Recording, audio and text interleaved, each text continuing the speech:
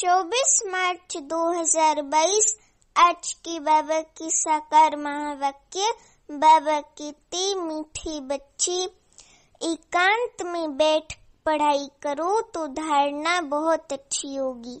सवेरे सवेरे उठकर विचार सागर मंथन करने की आदत डालो। प्रश्न है, फुल पास होना है तो कौन से ख्याल आने चाहिए, कौन से नहीं आने चाहिए? उत्तर है, फुल पास होने के लिए सदा यही ख्याल रहे कि हमें दिन रात खूब मेहनत करके पढ़ना है। अपनी अवस्था ऐसी ऊंची बनानी है जो बाप दादा के दिल तख्त पर बैठ सके। नींद को जीतने वाला बनना है, खुशी में रहना है। बाकी ये ख्याल कभी नहीं आना चाहिए कि ड्रामा में व नसीब में जो होगा वे मिल जाएगा। ऐसे नहीं आना चाहिए दिमाग में। ये ख्याल अलबेला बना देता है। अभी गीत है, तुम्हें पाके हमने जहाँ पा लिया है, तुम्हें पाके हमने जहाँ पा लिया है, ज़मीं तो ज़मीं आसमां पा लिया है, तुम्हें पाके हमने जहाँ पा लिया है, तुम्हें पाके हमने जहाँ पा लिया है, ज़मीं तो ज़मीं आसमां पा लिया है। बाबा को पा करके हमने ज़मीं तो ज़मीं क्या, पूरा आसमान पा लिए। तीनों लोगों के हम मालिक बन गए हैं। तो बाबा कहते ओम शांति। बाबा कहते ओम शांति। बच्चों ने गीत का अर्थ समझा। बेहद की बाप शिव बाबा से अभी हमको बेहद का स्वर्ग की बादशाही का वर्षा मिल रहा है। बच्चे बाप से फिर विश्व के स्वराज्य का वर्षा पा रहे हैं। समझे? जिस विश्व की बादशाही को तुमसे कोई छीन न सके, तुम सारे विश्व के मालिक बनते हो। वहाँ कोई हदें नहीं रहेंगी, है ना? राजाई में भी कोई हदें नहीं रहेंगी। बेहद की राजाई है, बेहद का वर्षा है, तो कोई हदें नहीं रहेंगी। एक बाप से तुम एक ही राजधानी लेते हो, जो एक ही महाराजा महारानी राज्य चलाते हैं। बाबा कहते कि एक बाप फिर एक राजधानी, इसमें कोई पार्टीशन नहीं। तुम जानते हो भारत में एक ही महाराजा महारानी लक्ष्मी नारायण की राजधानी थी। सारे विश्व पर लक्ष्मी नारायण राज्य करते थे। उसको अद्वैत राजधानी कहा जाता है। जो एक ने ही स्थापन की है तुम बच्चों द्वारा। संगम युग पर अभी बाबा ने ये राजधानी हम बच्चों के द्वारा स्थापन की है। फिर सत्युगी दुनिया में हम जाकर के राजाई करते हैं। तो फिर आधा कल्प पूरा होने से हम ये राजाई गवाते हैं। फिर बाबा आकर राजाई प्राप्त कराते हैं। तो बाबा इसीलिए कहते ये है हार और जीत का खेल। माया से हारी हार है। फिर श्रीमत से तुम रावण पर जीत पाते हो। तुम्हारी में भी कोई बिल्कुल अनन्य निश्चय बुद्धि है, जिनको सदैव खुशी रहती है, जिनके मन में दिल में सदैव खुशी का सूर्य उदय रहता है कि हम विश्व के मालिक बनते हैं। भले कितने भी क्रिश्चियन पावरफुल हैं, परंतु विश्व के मालिक बने ये हो नहीं सकता। टुकड़े टुकड़े पर राज्य। पहले एक भारत ही सारे विश्व का मालिक था। पहले एक भारत ही सारे विश्व का मालिक था। सतयुग में देवी देवताओं के सिवाय दूसरा कोई धर्म नहीं था ना। मुस्लिम ये वो कोई धर्म नहीं था। ऐसा विश्व का मालिक जरूर विश्व का रचयिता ही बनाएगा, जरूर शिव बाबा ही बनाएगा ना। तो देखो बाबा कैसे बैठ समझाते हैं, तुम भी समझा सकते हो। भारतवासी विश्व के मालिक थे जरूर, विश्व के रचयिता से ही वर्षा मिला होगा। फिर जब राजाई गवाते हैं, दुखी होते हैं, तो बाप को याद करते हैं। भक्ति मार्ग है ही भगवान को याद करने का मार्ग। कितने प्रकारों से भक्ति, दान, पुण्य, जप, तप आदि करते हैं।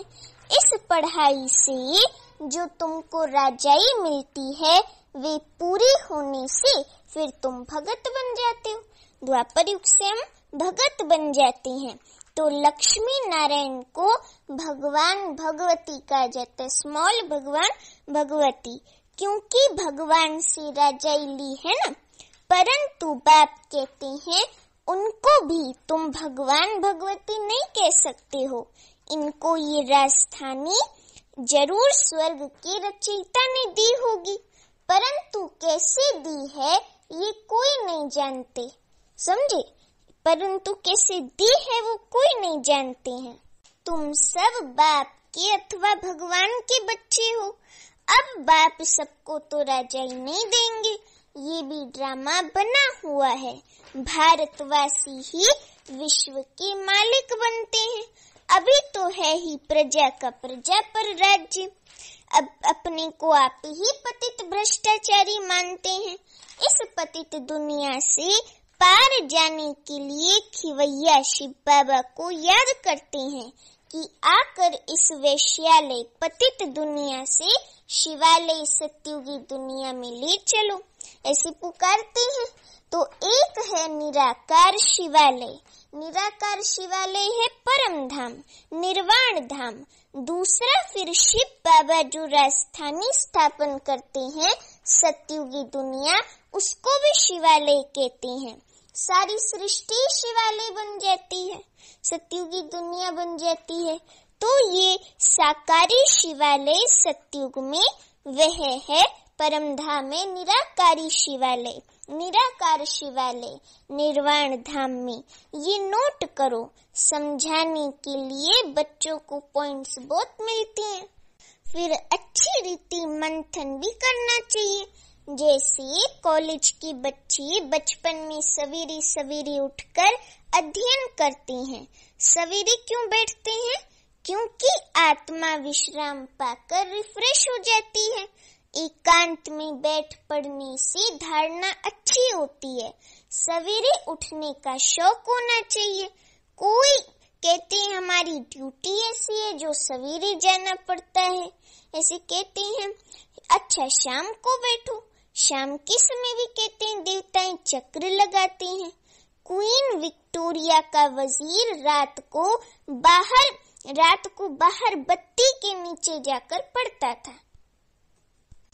बहुत गरीब था, पढ़कर वजीर बन गया। सारा मदार पढ़ाई पर है। तुमको तो पढ़ाने वाला परमपिता परमात्मा, सोचो हमको तो पढ़ाने वाला स्वयं भगवान शिव बाबा है, तो हमको कितना अच्छी रीति पढ़ना है।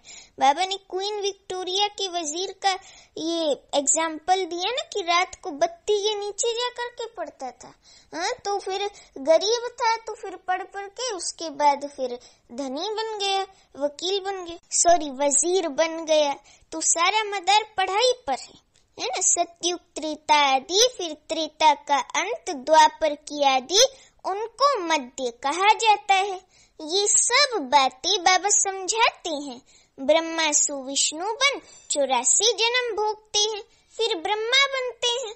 ब्रह्मा ने 84 जन्म लिए व लक्ष्मी नारायण ने 84 जन्म लिए। बात एक ही हो जाती है।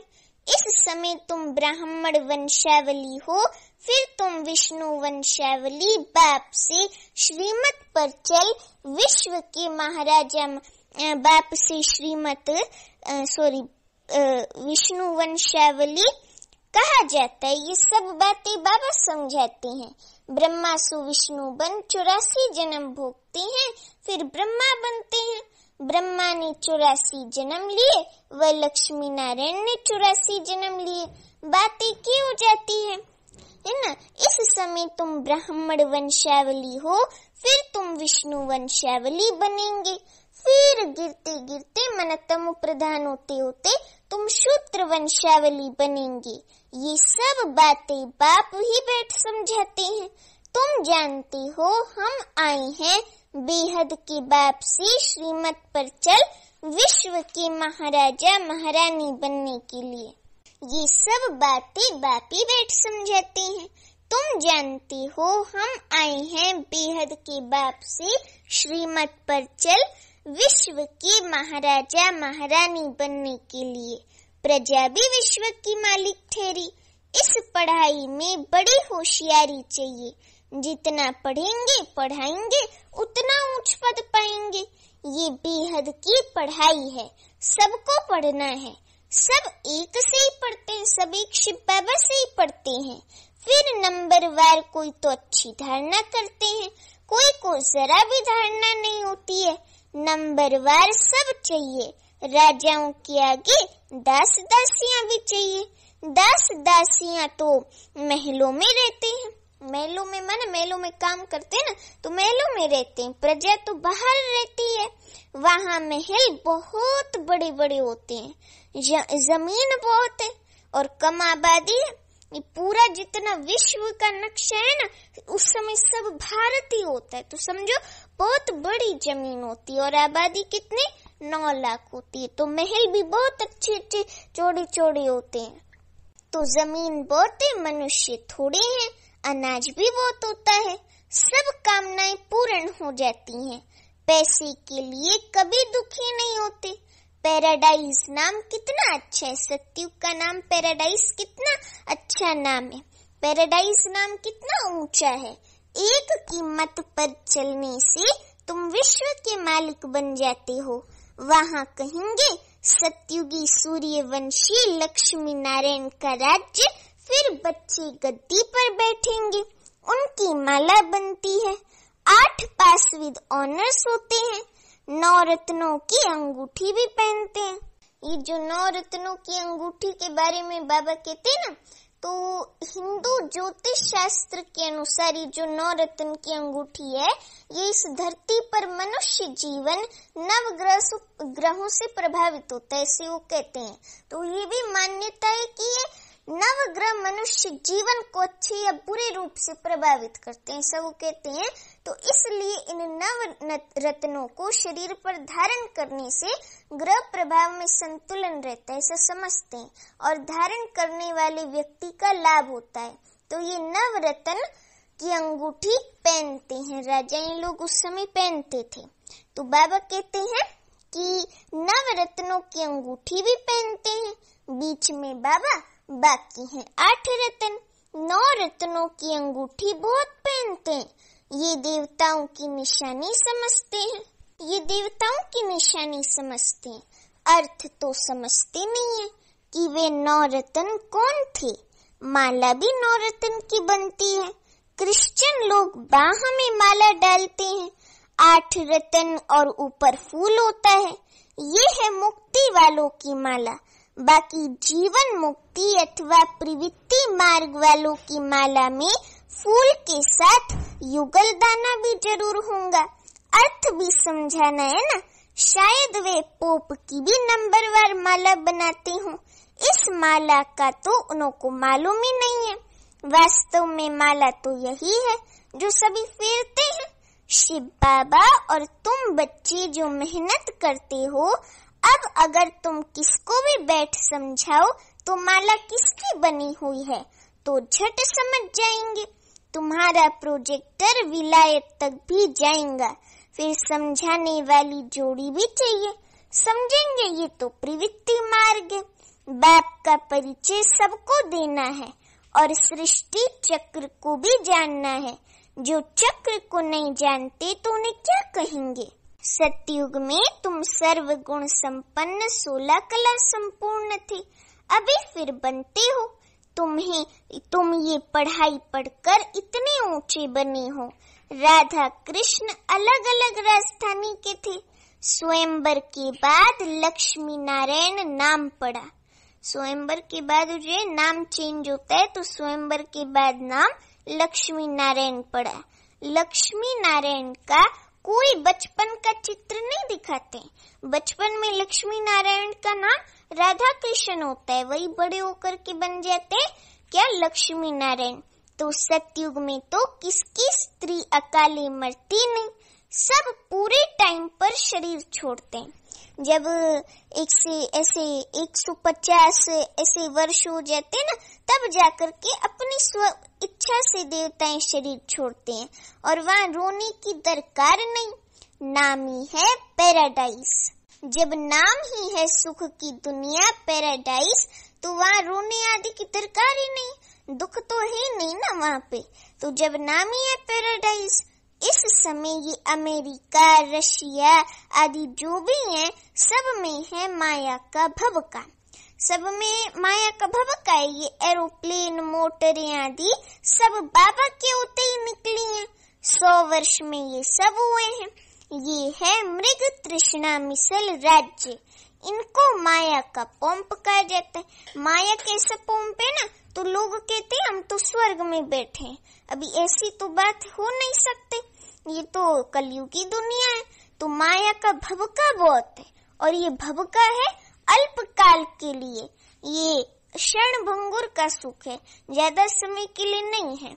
तो ये सब खत्म हो जाएंगे, फिर स्वर्ग में काम आएंगे। माया के पोंप से खुशी भी मनाएंगे तो विनाश भी होगा। माया के पोंप से साइंस का पिछाड़ी का भभका है, अल्पकाल के लिए ये सब खत्म हो जाएंगे, फिर स्वर्ग में काम आएंगे। माया के पोंप से खुशी भी मनाएंगे तो विनाश भी होगा। अब तुम श्रीमत से राजाई ले रहे हो, वे राजाई हमसे कोई भी छीन नहीं सकता। वे ऐसी अविनाशी राजाई है ना, कोई छीन ही नहीं सकता। वहाँ कोई उपद्रव नहीं होगा क्योंकि वहाँ माया ही नहीं। बाप समझाते हैं बच्चे अच्छी तरह पढ़ो, पढ़ाई पर ज्यादा ध्यान दो, पढ़ाई पर मदार है तो अच्छी तरह पढ़ो। परंतु साथ साथ बाबा ये भी जानते हैं कि कल्प पहले मुआफिक ही सबको पढ़ना है। बाबा कहते जो सीन कल्प पहले चली है वही अब चल रही है। नरक को स्वर्ग बनाने का कल्याणकारी पार्ट कल्प पहले मुआफिक ही चल रहा है। जैसे कल्प पहले ये कल्याणकारी पार्ट चला था, वैसे अभी भी चल रहा है। तो बाकी जो इस धर्म का नहीं होगा, आदि सनातन देवी देवता धर्म का नहीं होगा, उसको ये ज्ञान बुद्धि में बैठेगा ही नहीं, पहले से ही पता चल जाएगा। हाँ, आपका बहुत अच्छा है ज्ञान, आपका ये वो है, महिमा करके फिर बाहर गया तो सब भूल गए, माया का पोंप उन्हों को लग जाएगा। तो जो इस धर्म की आत्मा नहीं होंगी ना, देवी देवता धर्म की, तो उनकी बुद्धि में ज्ञान भी शुरुआत में अच्छी रीति से नहीं बैठेगा। तो बाप टीचर है तो बच्चों को भी टीचर बनना पड़े, मास्टर टीचर बनना पड़े बाबा की तरह। तो विलायत तक अर्थात फॉरेन तक ये पढ़ाने के लिए बच्चे गए हैं। इंटरप्रेटर भी साथ में होशियार चाहिए, मेहनत तो करनी है। अभी बाबा की सर्विस करनी है तो सर्विस में तो मेहनत तो करनी है। तुम ईश्वरीय बच्चों की चलन बहुत ऊंची चाहिए, है ना। विलायत में सेवा करने के लिए चलन बहुत ऊंची और रॉयल चाहिए, बल्कि यहाँ भारत में भी बहुत रॉयल चलन होनी चाहिए। अब देखो बाबा क्यों डबल विदेशियों की महिमा करता है कि डबल पुरुषार्थी हैं, बाबा के दिल के नजदीक हैं, क्योंकि वो बहुत रॉयल आत्माएं हैं। कभी भी योग करने या क्लास में जाएंगे ना, तो आगे वाले बैठे हैं तो उनके सामने से नहीं जाएंगे, जहाँ उनको बैठना है वहाँ पीछे से जा करके अपनी सीट पर बैठ जाएंगे। और खाना भी खाएंगे ना तो टेबल ऐसे छोड़ करके जाएंगे जैसे खाया ही नहीं है। तो इतने रॉयल संस्कार हैं, इसलिए बाबा महिमा करते हैं। अभी आप ऐसे विक्रम करो, आगे से जाओ योग में, या ये सब करो ना, ये सूक्ष्म छोटे छोटे विक्रम हैं। अभी देखो रॉयल आत्मा है, और यहाँ भी भारत में भी कई सेंटर्स में बहुत डिसिप्लिन भाई बहन हैं, अच्छे हैं। तो सत्युग में जाने के लिए ऐसे ही रॉयल और ऊंची चलन चाहिए। तो यहाँ तो तुमको बकरी से शेरनी, बंदर से देवता बनाया जाता है। तो हर बात में निरअहंकारी पना चाहिए, जरा भी अहंकार या स्वार्थ भाव या आवेश क्रोध का कुछ नहीं आना चाहिए। सेवा में सफलता का आधार है निरहंकारिता। अपने अहंकार को तोड़ना चाहिए। याद रखना चाहिए, जैसा कर्म हम करेंगे हमको देख और करेंगे। एक गीत भी है ना बाबा का, जैसा कर्म हम करेंगे हमें देख कर और करेंगे। तो इसलिए अपने चलन पर ध्यान देना है। अपने हाथ से बर्तन साफ करेंगे तो सब कहेंगे कितने निरहंकारी हैं। सब कुछ हाथ से करती हैं तो और ही जास्ती मान होगा। कहाँ अहंकार आने से दिल से उतर जाते हैं। जब तक ऊंची अवस्था नहीं बनी तो दिल पर नहीं चढ़ेंगे, तो तख्त पर बैठेंगे कैसे। नंबरवार मर्तबे तो होते हैं ना, जिनके पास बहुत धन है तो फर्स्ट क्लास महल बनाते हैं, गरीब झोपड़ी बनाएंगे, है ना। अभी उन्हों के पास जितना पैसा होगा उसी अनुसार तो घर बनाएंगे। लौकिक में भी कहते हैं जितना इंसान का बजट है वो उसी हिसाब से अपना घर बनाएगा। तो इस कारण अच्छी तरह से पढ़कर फुल पास हो, अच्छा पद पाना चाहिए। ऐसे नहीं कि जो ड्रामा में होगा अथवा जो नसीब में होगा, ये तो अलबेलापन है ना। जो ड्रामा में होगा नहीं, पुरुषार्थ करना है, ऊंच पद पाने का पुरुषार्थ करना है। ऐसे नहीं कि जो नसीब में होगा, नहीं, ये ख्याल आने से ही नापास हो जाएंगे। नसीब को बढ़ाना है, रात दिन खूब मेहनत कर पढ़ना है, नींद को जीतने वाला बनना है। रात को विचार सागर मंथन करने से तो तुमको बहुत मजा आएगा। बाबा को कोई बतलाते नहीं है कि बाबा हम ऐसे विचार सागर मंथन करते हैं, तो बाबा समझाते हैं, तो बाबा समझते हैं कि कोई उठता ही नहीं है। शायद इनका ही पार्ट है विचार सागर मंथन करने का। नंबर 1 बच्चा तो यही है ना। बाबा अनुभव बताते हैं। नंबर 1 बच्चा ब्रह्मा बाबा है ना। ब्रह्मा बाबा ही फर्स्ट श्री कृष्ण की आत्मा है। पहले श्री कृष्ण की आत्मा है, फिर वही श्री कृष्ण की आत्मा सत्युग में फर्स्ट नारायण बनती, फर्स्ट विश्व महाराजन। तो नंबर 1 बच्चा तो यही है ना, ब्रह्मा बाबा।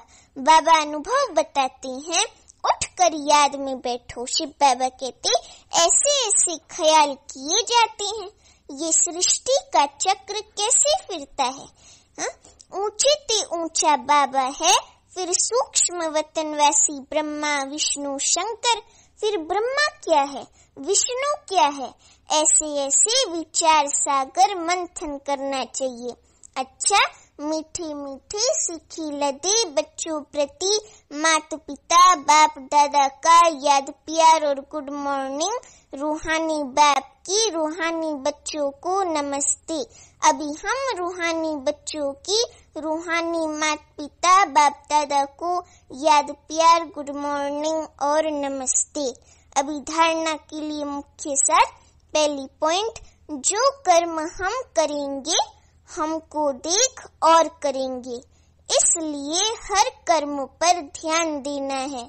बहुत बहुत निर्माण चित्त निरअहंकारी बनना है, अहंकार को तोड़ देना है। दूसरी पॉइंट, अपना नसीब तकदीर ऊंचा बनाने के लिए अच्छी रीति पढ़ाई पढ़नी है।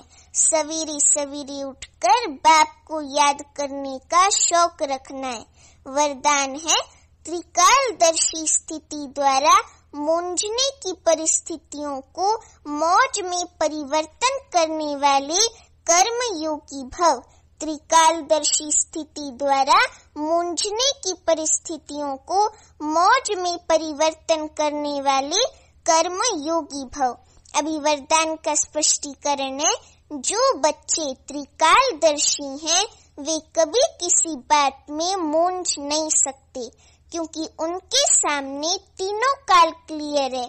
जब मंजिल और रास्ता क्लियर होता है तो कोई मूंझता नहीं है कि हमको कहाँ जाना, क्योंकि डेस्टिनेशन पता है ना। तो त्रिकालदर्शी आत्माएं कभी कोई बात में सिवाय मौज के और कोई अनुभव नहीं करती। मौज अर्थात खुशी के और कोई अनुभव नहीं करती। चाहे परिस्थिति मुंझाने की हो, कंफ्यूज करने की हो, लेकिन ब्राह्मण आत्मा उसे भी मौज में बदल देगी, क्योंकि अनगिनत बार वे पाठ बजाया है। ये स्मृति कर्मयोगी बना देती है। वे हर काम मौज से करते हैं। स्लोगन है, सर्व का सम्मान प्राप्त करना है तो हर एक को सम्मान दो। सर्व का सम्मान प्राप्त करना है तो हर एक को सम्मान दो। अच्छा, ओम शांति।